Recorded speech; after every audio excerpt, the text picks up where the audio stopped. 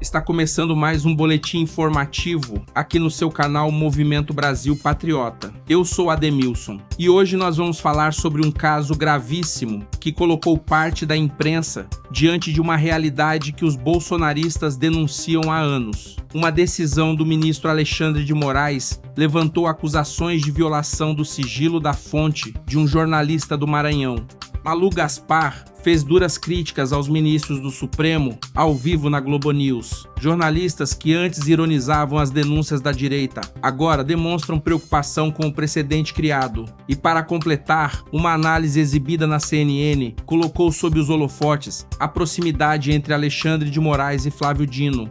Preste muita atenção, porque essa discussão não envolve apenas um jornalista ou uma disputa política no Maranhão. O que está em jogo é uma garantia constitucional essencial para a liberdade de imprensa e para o direito de todo cidadão brasileiro de receber informações. Para entender como chegamos até aqui, é importante recordar um alerta feito ainda no passado pelo ex-deputado Daniel Silveira. Durante uma ocupação no plenário da Câmara, ele afirmou que Alexandre de Moraes já teria ultrapassado os limites constitucionais e criticou o comportamento de uma imprensa que naquele momento aplaudia as decisões do ministro. Daniel Silveira perguntava quando os jornalistas perceberiam o perigo de permitir que um único ministro acumulasse tanto poder. Na época, suas palavras foram tratadas por muitos como exagero. Agora, parte da própria imprensa começa a fazer questionamentos muito semelhantes. A diferença é que o alerta chegou à porta de uma atividade protegida diretamente pela Constituição, o jornalismo e o sigilo de suas fontes. O caso começou depois da publicação de uma imagem envolvendo Flávio Dino e seus familiares em uma praia, utilizando um carro oficial do Tribunal de Justiça do Maranhão. Segundo as informações apresentadas no material, o jornalista responsável pela divulgação não estava no local. A fotografia teria sido enviada por uma fonte.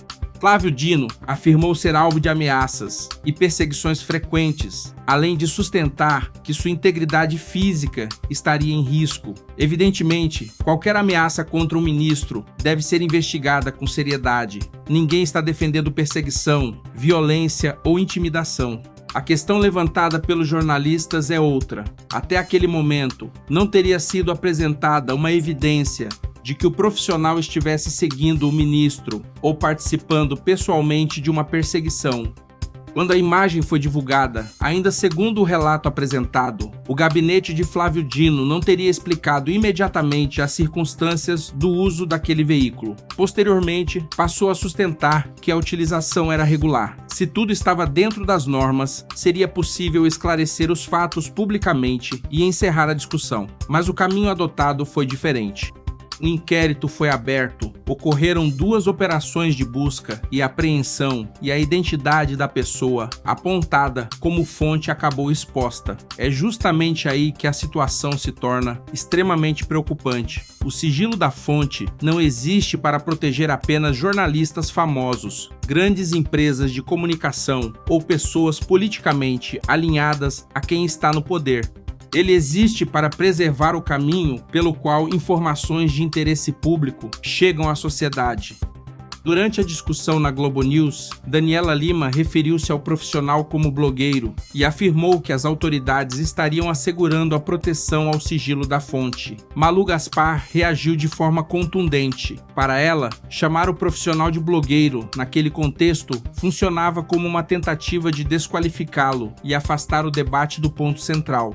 Pouco importa se determinada pessoa trabalha em uma grande emissora, em um jornal tradicional, em um portal independente ou em um pequeno veículo regional. A pergunta essencial é outra. A informação divulgada possuía interesse público e o Estado utilizou uma investigação contra o jornalista como caminho para chegar à identidade de quem forneceu essa informação.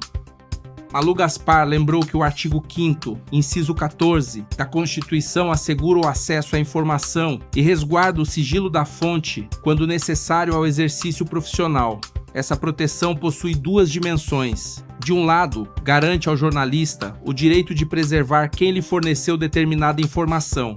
Do outro, protege o direito da sociedade de conhecer fatos que talvez jamais chegassem ao público, se toda fonte tivesse de revelar sua identidade. Sem essa segurança, servidores públicos, policiais, integrantes do Ministério Público, funcionários de empresas e cidadãos comuns podem deixar de denunciar irregularidades por medo de perseguições e represálias. E existe uma distinção que precisa ficar muito clara. Se houver indícios de que um jornalista participou diretamente de algum ilícito, sua conduta poderá ser investigada dentro dos limites legais. O que os comentaristas questionaram foi a utilização do próprio jornalista como uma ponte para alcançar sua fonte. Segundo as críticas apresentadas, é nesse ponto que teria ocorrido o desrespeito à garantia constitucional. O caso ainda possui elementos sob sigilo e argumentos das partes que não foram apresentados integralmente ao público. Portanto, não se pode antecipar uma conclusão definitiva sobre tudo o que está sendo apurado. Entretanto, o fato concreto destacado na discussão é que a identidade da pessoa apontada como fonte se tornou conhecida depois das medidas determinadas.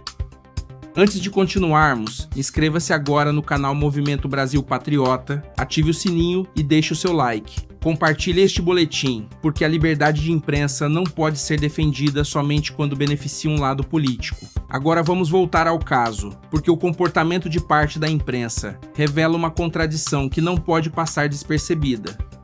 Durante anos, jornalistas e comentaristas trataram as denúncias feitas por conservadores como exageros, ataques às instituições ou tentativas de enfraquecer a democracia. Vera Magalhães chegou a participar de ironias contra bolsonaristas que denunciavam perseguição e censura.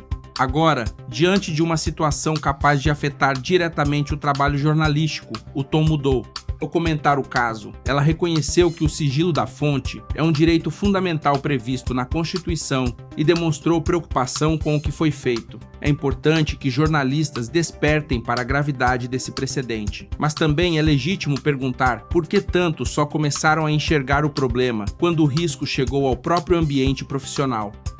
O alerta feito durante o debate é muito sério. Hoje, o alvo é um jornalista maranhense que algumas pessoas tentam reduzir à condição de blogueiro. Amanhã, poderá ser um repórter de uma grande emissora, um colunista de jornal, um comunicador independente ou qualquer cidadão que receba informações sobre possíveis abusos praticados por autoridades.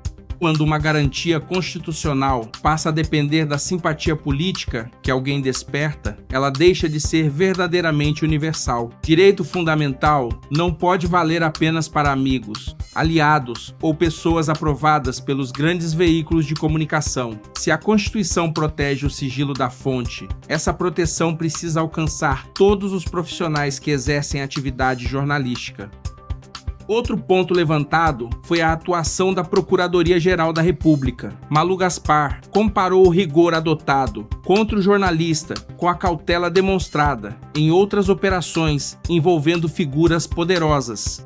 Segundo o comentário apresentado, quando surgiram operações relacionadas a suspeitas envolvendo Jacques Wagner e vantagens do Banco Master ou Euclides Petersen e o caso do INSS, o procurador-geral Paulo Gonet teria considerado determinadas apreensões invasivas demais.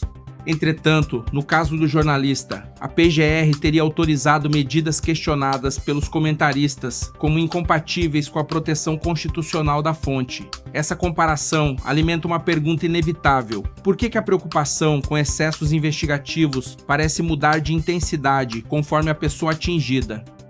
A lei deveria ser aplicada com o mesmo critério para todos. Não pode existir uma régua extremamente cuidadosa para políticos influentes e outra muito mais agressiva para jornalistas, comunicadores ou cidadãos comuns. Um pedido de investigação não representa condenação. Uma operação não prova automaticamente a existência de crime e uma suspeita não permite abandonar garantias constitucionais. É justamente nos casos difíceis e politicamente sensíveis que as instituições precisam demonstrar equilíbrio. Caso contrário, abre-se espaço para a percepção de que a força do Estado está sendo empregada seletivamente.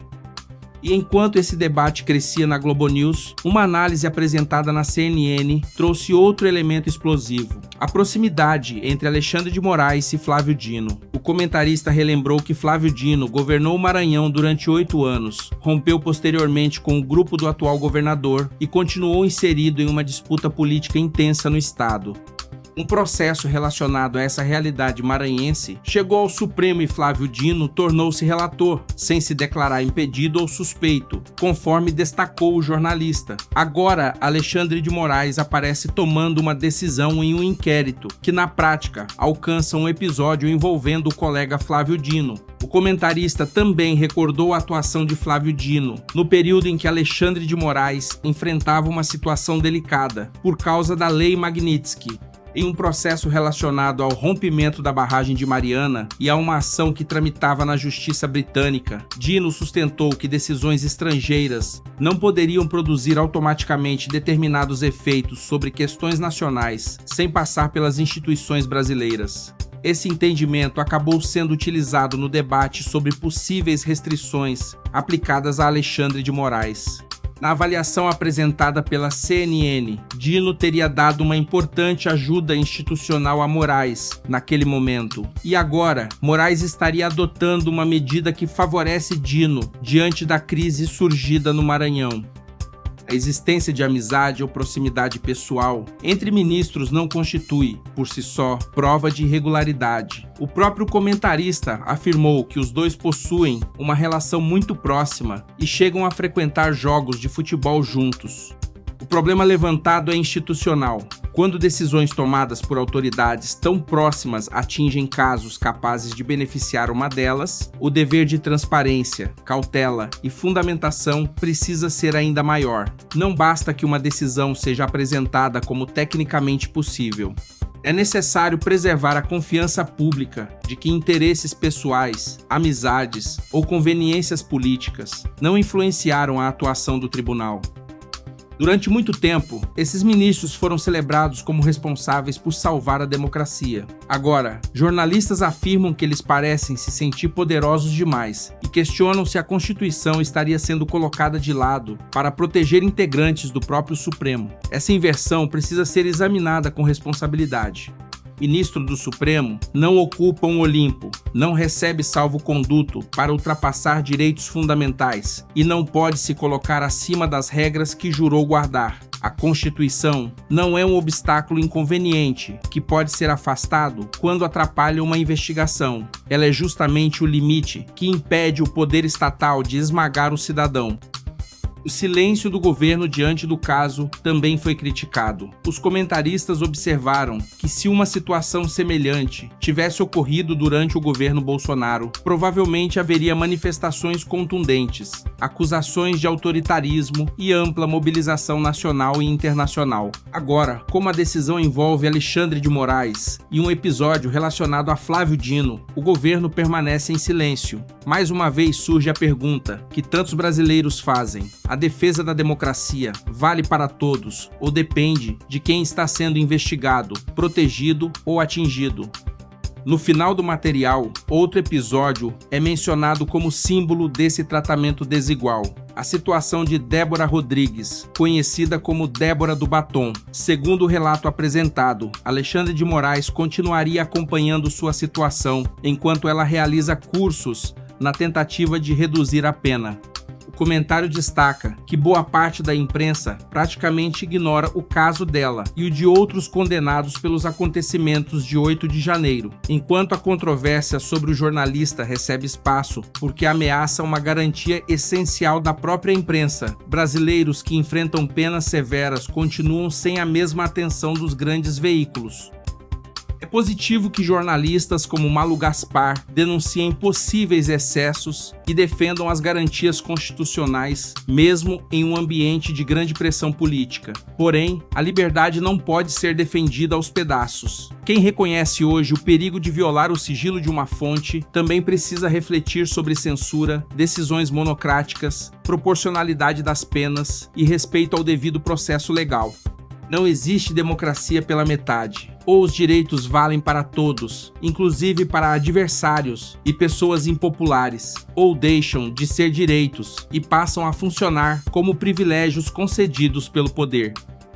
Agora eu quero saber a sua opinião. A decisão que levou à exposição da fonte criou um precedente perigoso para o jornalismo brasileiro? As autoridades estão aplicando a mesma lei e o mesmo cuidado a todos os investigados? Comente aqui embaixo, inscreva-se no Movimento Brasil Patriota e compartilhe este boletim com seus amigos e familiares. Que Deus abençoe sua família, que Deus abençoe a sua vida. Muito obrigado pela audiência e até o próximo vídeo, se Deus quiser. 5 variações de título.